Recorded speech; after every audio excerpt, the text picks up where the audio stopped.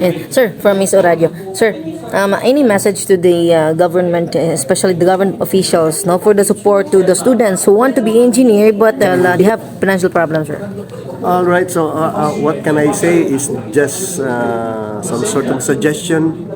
I have one student from the DSWD, and I shared to her about the predicament of our students who are not able to sustain the learning engagement due to some shortcomings in terms of allowances and meals and dues, no, for their apartments or boarding houses. And perhaps I call upon the Department of Social Work and Development. Is that the Social welfare, sir. social welfare? No? I think DSWD. Yeah. Perhaps they can also venture into subsidizing, perhaps shell out a portion of a budget, or perhaps you can propose for a budget for the sustainable learning engagement of our students, no? Not only in state universities and colleges, but also our local universities and colleges as well. And we know that DSWD is the one subsidizing the poor piece. Then perhaps DSWD can also look upon, no, the predicament of our students pursuing baccalaureate degrees amongst SUCs and LUCs. Thank you so much, sir. We have to call for our parents, no, to guide their children on what is the current trend now. And we should be looking forward of the right human resources that are really needed to sustain development in our country. And we are so worried if we continue this depleting number of interest in science and technology, then we would not be able to cope up with the current trend.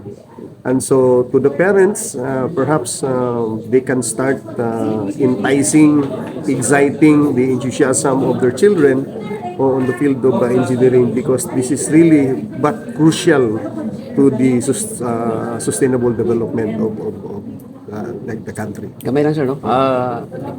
In terms of money, problem to eskwela, bawi pa niya sa pagtrabaho. Yes, definitely, no, because right now there is an initiative of the government through UNIFAST.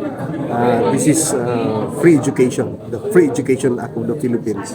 But there is still challenge as to the learning engagement retention of our students, because there are observation that there are students enrolled in state universities and colleges who were dropouts because of the reason that they would not be able to cope up with the family, abang sa boarding house, or even kulang sa meals, no?